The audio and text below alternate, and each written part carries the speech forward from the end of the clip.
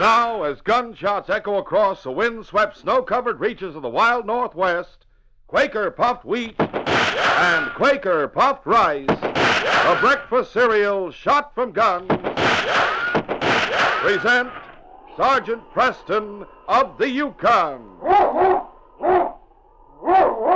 It's Yukon King, swiftest and strongest lead dog of the Northwest, blazing the trail for Sergeant Preston of the Northwest Mounted Police in his relentless pursuit of lawbreakers. On King! On, you huskies!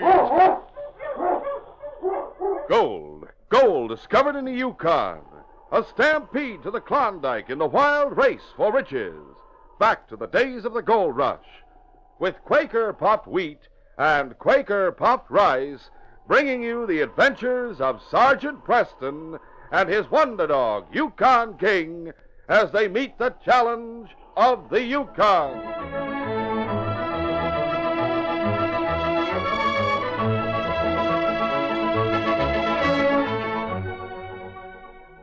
There's no one that can make a better cereal than Quaker puffed rice. It's nice. And when you hear that shootin', you're darn tootin' that Quaker makes the ones shot from guns. And say, if you hate to get up in the morning, just think about this appetite alarm clock waiting for you on the breakfast table. A bowl of crisp, fresh Quaker puffed rice or Quaker puffed wheat, topped with lots of milk or thick, rich yellow cream and sliced bananas or chilled fruit. Yes, you'll be out of bed like a shot for the ones shot from guns. For a swell waker-upper, start tomorrow morning to enjoy the delicious, toasty, nut-like flavor and tender crispness of Quaker puffed rice or Quaker puffed wheat.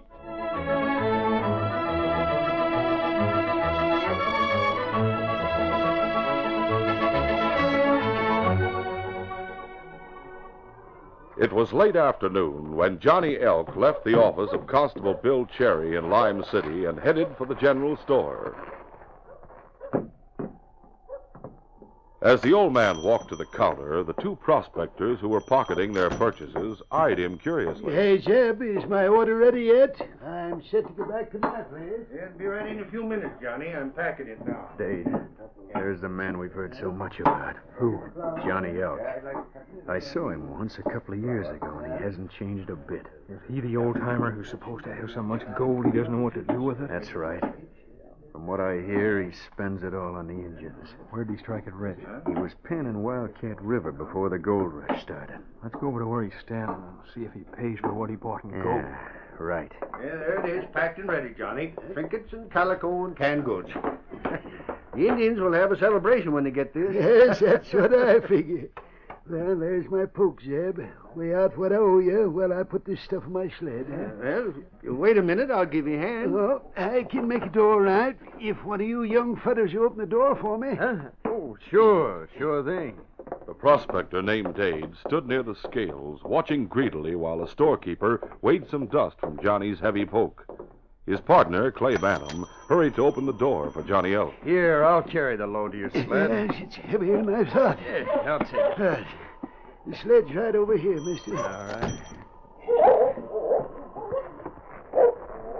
Well, here we are. I'll stow the pack on the sled there.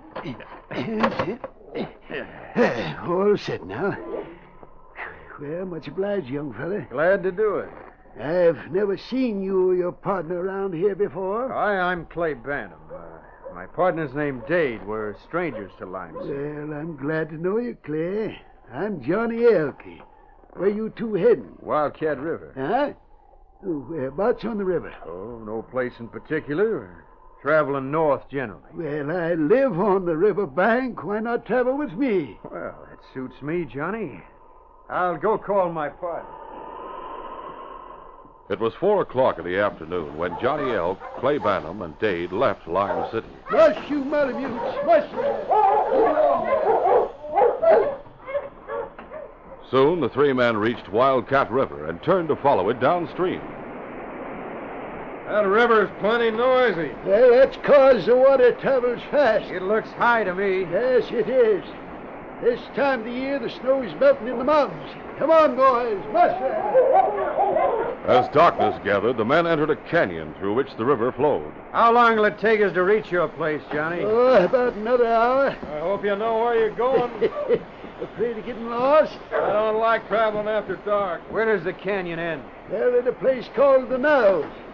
You know where that is? We're strangers here. Well, the Narrows is just beyond Etowah's Indian village. Where's the Indian village? Oh, about a mile past my place. You fellas are welcome to a meal with me unless you have other plans. Hey, that sounds good to me, Johnny. What about you, Dave? Looks me. Bush! Bush!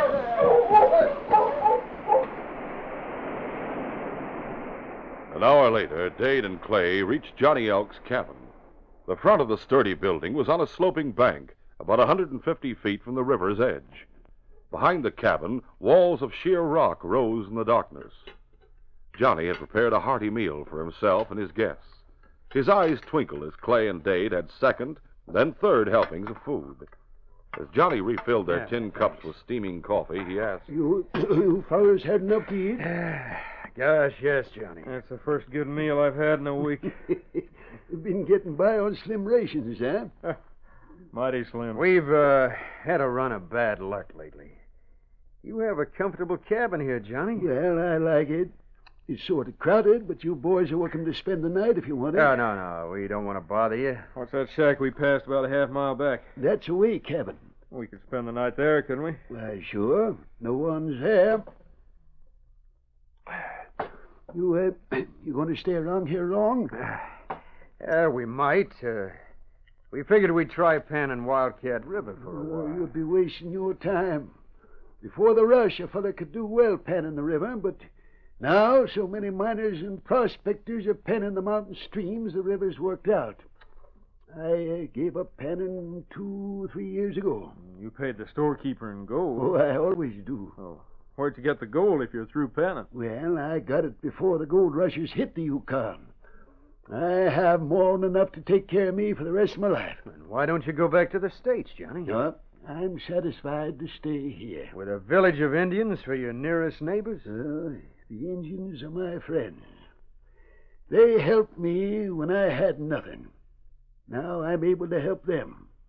I like it that way. Clay, maybe we ought to head east to look for gold. Well, the country north of here is better for prospecting, and there's mighty good hunting about 10 miles beyond the Narrows. Hey, that sounds good to me, Dade. Yeah.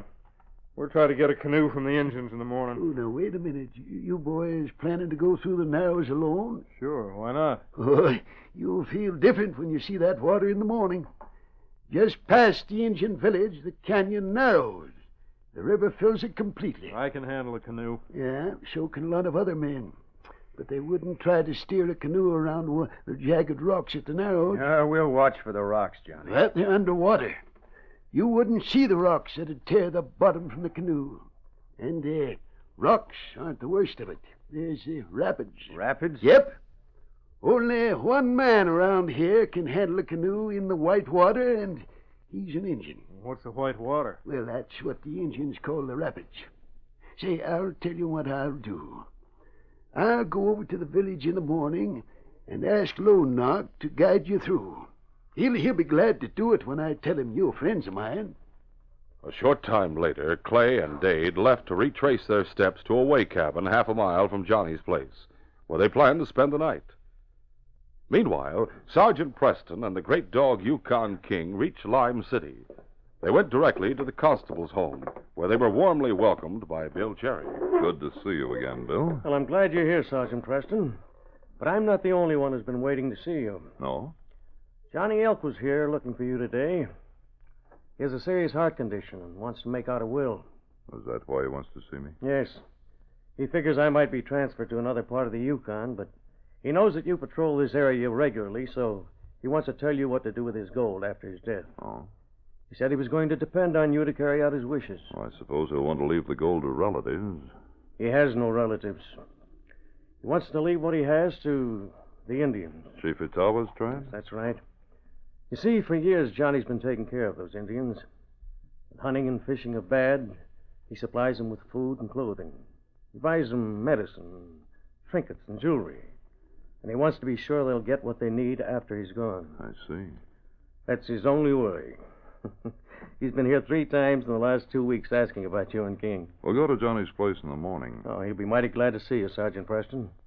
Sergeant Preston checked Constable Cherry's reports. Then he and King went to the spare bedroom in the constable's home and turned in for the night. Soon he and his dog were both asleep. In the way cabin beside Wildcat River, where they were spending the night, neither Clay Bannum nor his partner Dade thought of sleep. A coal oil lamp burned brightly as the 2 men sat at a table in the drafty shack. Dade was saying, Johnny Elk must have plenty of gold, Clay. You heard him say he had all he needed. If we travel north into the hills, we might find gold ourselves, Dade. Why should we spend months and maybe years looking for it when it's right under our noses? Huh? There's no bank in Lime City, Clay. Johnny must keep his gold in his cabin. All we have to do is go there and take it. We'd never get away with it. Why not? Well, what about Johnny? I'll tell you what about Johnny. We'll make him show us where he keeps his gold. Lonock, the Indian of whom Johnny Elk had spoken, had been in town transacting some business for his father, the chief. He was returning to his village when he noticed a light burning in the way cabin. His curiosity prompted him to investigate. He was about to knock on the door when he heard voices coming through the loosely chinked logs. He realized the 2 men inside the shack were talking about his friend, Johnny Elk. Johnny Elk would never tell us where he keeps the gold. He'll talk to save his life. Even if we got the gold, Johnny would have the law on us in no time, Dade. We'll tie and gag him so he can't go for help. By the time he's found, we'll be on our way out of the country with his gold. Well, I don't know. Lonock moved to the window to look at the 2 men who planned to rob his friend. As he peered through the narrow opening, Clay saw him. Hey, Dade, the window. What? An Indian. He must have heard us talk of robbing Johnny. Don't get him. Yeah. Dade, he's running away. He's at the riverbank. I'll stop him. You hit him. He fell into the river. Maybe he was smart enough to jump in. Come on, we'll roll up for him. Dade's bullets had hit their mark. Lonock had been hit in the arm. The other bullet had grazed his temple. When he hit the water, he had reached out with his good arm and fought desperately to reach the opposite bank of the river. Lonock heard the 2 men approaching. He took a deep breath and ducked underwater. We'll continue our adventure in just a moment.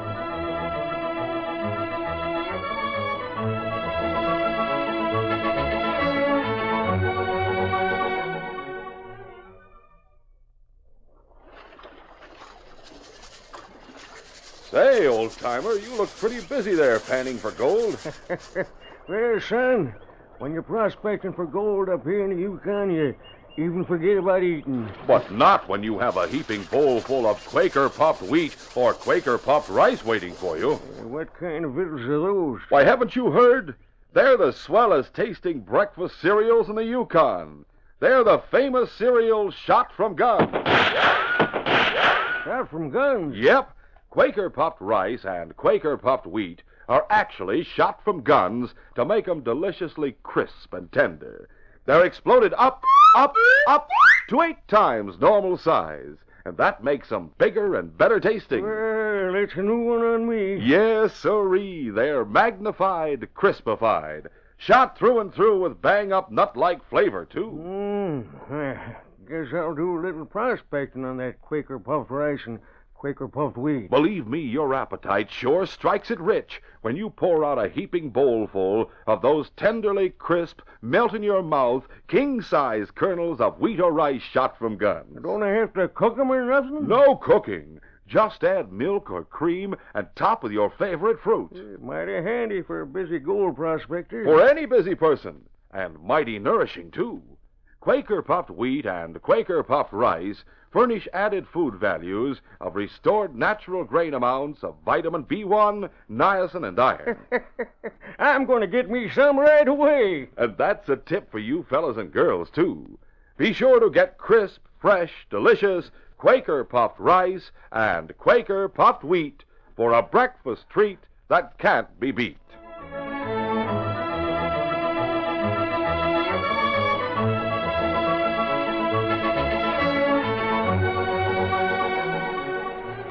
Now to continue. After an unsuccessful search for the body of the Indian, Dade and Clay went to Johnny Elk's cabin. The place was dark. He's likely asleep. We'll wake him.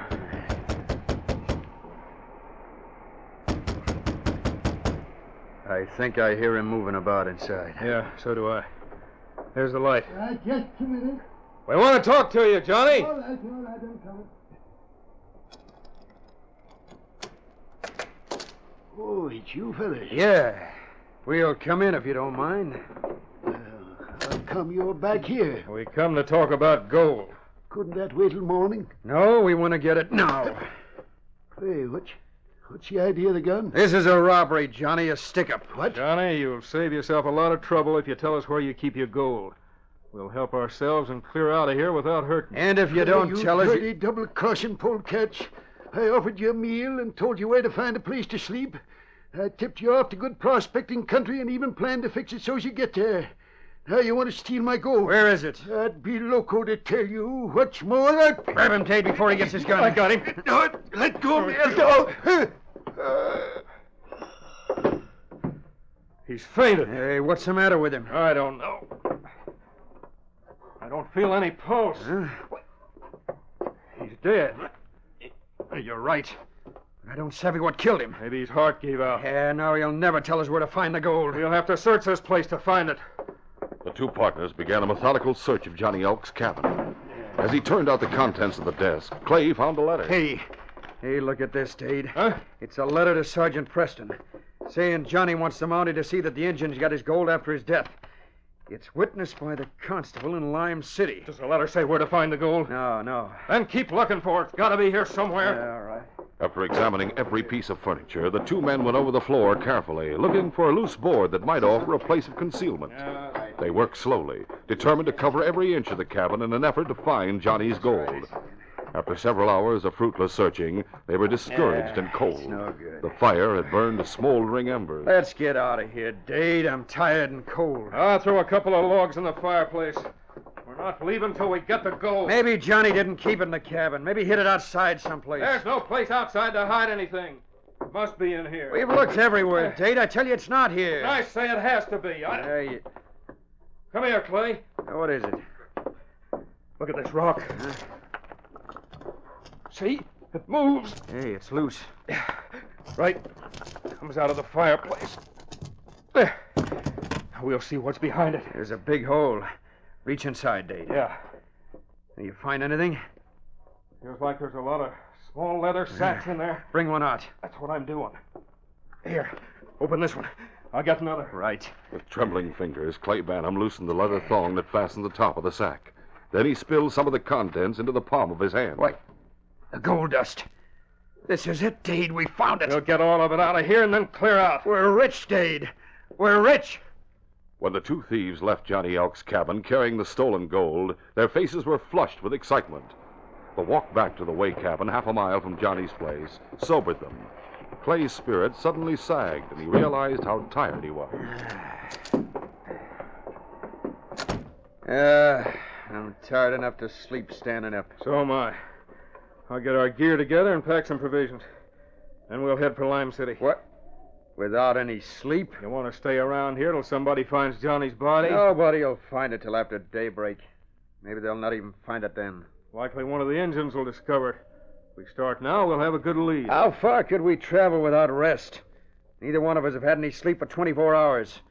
I don't know about you, but I couldn't walk another half mile. All right, we'll turn in for a couple of hours. Good. I'm hitting this bunk right now. We'll get up at daybreak and start for town. All right. We'll get up at daybreak. Daybreak found Sergeant Preston and King already on the trail. They were traveling north and were only an hour from the way cabin when Dade opened his eyes. A look at the sky startled him to complete wakefulness. It's daylight. Dade hurried across the room and shook his sleeping partner. Clay, wake up. Clay, What is it? get up. It's daylight. We should have been on the trail a couple of hours ago. All right. Take it easy. I'm getting up. Make it fast. We've no time to waste.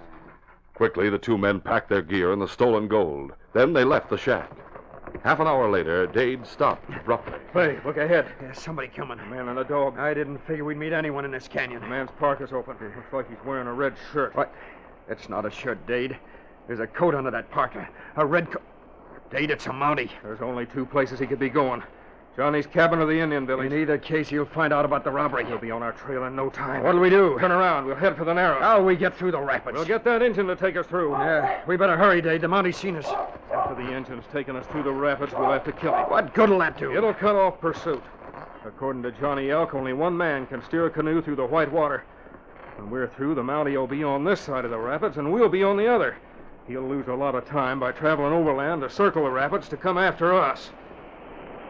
As the two men approached the village of the cave-dwelling Indians, they could see Wildcat River filling the narrowing canyon ahead. The current seemed to race over the partially submerged rocks at the Narrows. In spite of himself, Clay shuddered when he saw the reefs gaping like jagged teeth in the midst of the turbulent and foaming water that flooded the canyon from wall to wall. Look at that river, Dade. Yeah, when you see it, you can understand why the Indians call it the white water. I'd hate to try steering a canoe through it. Looks like something's going on in the village. The Indians are mighty busy. We better call one of them. Yeah. Hey, you! You understand English? We savvy English. Good. We want to go through the white water. No, you not go through white water. Why not? Only one Indian able go through white water. Him hurt. Huh? What's wrong with him? Him come village this morning, wounded arm. Side of head, grazed by bullet. Hey, Dade, that must be the Indian we saw. Yeah. Is he dead? Him unconscious, plenty weak. You come back village 4 or 5 weeks. Maybe then him take you through white water. No, we can't wait that long. We want to go through now. You not go through now. Somebody has to take us through. Listen, Indian, we'll pay you. We'll give you gold, lots of it. That's right. Just find someone to take us through the reefs and over the rapids. No one but Lonak go through white water. Look, Injun. Johnny Elk promised us someone would take us through. Johnny not know Lonak hurt. Brother Chief gone tell Johnny. Johnny come here. Him tell you not get through white water now. Dade, we got to get out of here. Yeah. Look, the Mountie's coming on the run, and he has another engine with him. That must be the chief's brother. Yeah. We'll have to kill the Mountie to escape jail. No. The Indians would mob us. We'd never leave here alive. Leave your gun alone. You have a better idea? Yeah, we'll try to bluff our way out of this. The Mountie hasn't found Johnny, we'll be all right. The wounded Indian's unconscious. As long as he stays that way, we have nothing to worry about. Sergeant Preston, a good thing you come here. Lonak shot. I know, Moonalak. I met Owego. He told me. Has Lonak explained what happened? No, Chief with Lonak now. Maybe Lonak be conscious soon. We go bring Johnny out to village? Johnny Elk is dead, Moonalak. I found him in his cabin. Johnny dead? Yes. You two are strangers here, aren't you? Yeah. I'm Clay Banham, and this is my partner, Dave. We wanted to go through the white water, but this Indian says there's no one to take us. Changed your plans rather suddenly, didn't you? Huh? You were heading for Lime City when I saw you. Well, I'll take your guns. Why? We haven't done anything. I'll return your weapons as soon as you've been searched. Search? Why should we be searched? Johnny Elk's cabin was ransacked by the thieves who stole his gold. Since you're the only white men in the canyon, I'll have to search you. Now, hold on. We have gold, but it's ours. Moonalak, search their packs. Please search him. Hey, now, wait a minute. You can't prove that gold isn't ours. Me make folks for Johnny from caribou skins. Me mark folks. Mark? That's right. Me know Johnny's poke when me see him. Look, Sergeant Preston. Here poke. Is that Johnny's poke? Here picture of elk. Me put on skin for Johnny. That's all the evidence we'll need. You two are under arrest in the name of the Crown. Dade, you bungling jughead. You told me we could get away with it. We would have if we'd been able to get through the rapids. Yeah, it's your fault we didn't. If you hadn't shot that engine outside the cabin last night, he'd be able to handle a canoe. If I hadn't shot him, he'd have warned Johnny. You shoot Lonak. That's right, he shot him. You weak-kneed squealer. As long as you thought you'd get some gold, you were willing to go along with me.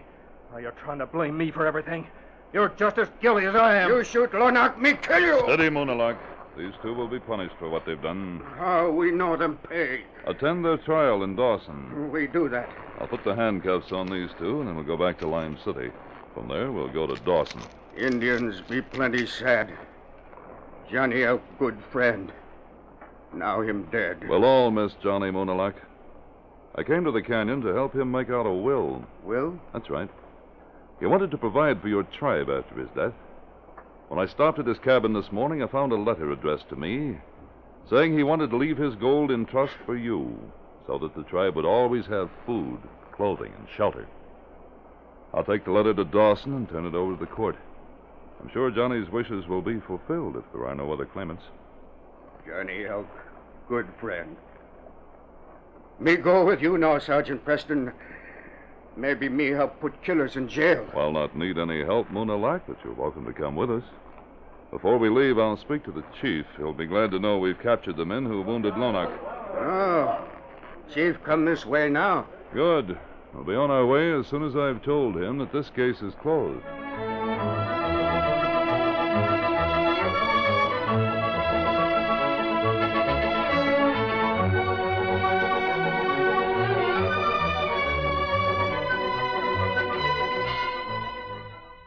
Sergeant Preston will return in just a moment with a word about our next exciting adventure. Christmas is in the air. And good food is on the table. Yes, for a holiday breakfast treat for the whole family these mornings, or any morning, you can't beat delicious, crisp, Quaker puffed rice or Quaker puffed wheat topped with milk or cream and fruit. Everybody goes for the toasty, nut-like flavor of good, natural grain. It's a sun-ripened natural flavor that Old Mother Nature put into it. Quaker puffed wheat and Quaker puffed rice are never coated with factory sweetening. And you mothers know that some members of your family like their cereal not so sweet. And others like it very sweet. Well, here's the beauty of Quaker puffed rice and Quaker puffed wheat. Your family can sweeten them with sugar just the way they like them. So you mothers can't miss when you serve the one shot from guns. Yes, Quaker puffed wheat and rice are exploded up to 8 times normal size to make them extra crisp and tender. And they give your whole family extra food values of restored natural grain amounts of vitamin B1, niacin, and iron. So look at your store tomorrow for the big red and blue packages with the sealed inner lining that keeps Quaker puffed wheat and Quaker puffed rice as crisp as can be.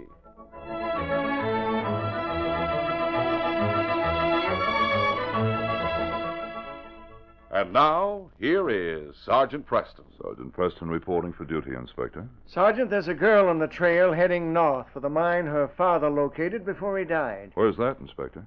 I don't know, Sergeant. Neither does she. But I want you to find them both, her and the mine. Yes, sir. I want you to find her first, Sergeant, because if you don't, she'll die. She'll never survive the cold and the perils of the trail. I'll find her, sir. Come on, King. A foolhardy girl braves the terrible dangers of the blizzard-swept Yukon Trail, followed by 2 murdering claim jumpers bent on her destruction.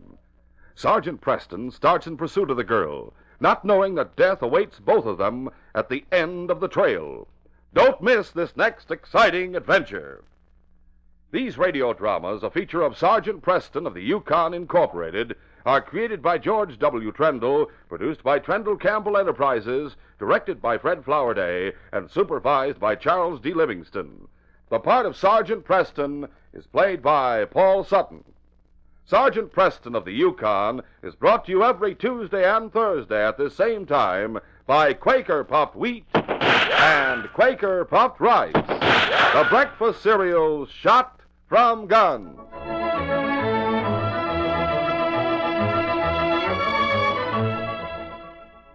Only Quaker Pac-O-10 has all your family's cereal favorites. A regular cereal pantry. That's Quaker Pac-O-10. 6 different, delicious, ready-to-serve cereals. 10 crisp, fresh, individual servings. Pac-O-10, and only Pac-O-10, has wheat and rice shot from guns. And Pac-O-10 alone has the individual packages with the cellophane windows. There's both an inner and outer cellophane wrap to doubly protect that day it's made Christmas. Pick up a pack of Pac-O-10 at your grocer's tomorrow. Listen tomorrow at this same time to The Green Hornet, brought to you by the drink that makes you feel fresh again, delicious Orange Crush. This is J. Michael wishing you goodbye, good luck, and good health from Quaker Puffed Wheat and Quaker Puffed Rice. So long. This is the Mutual Broadcasting System.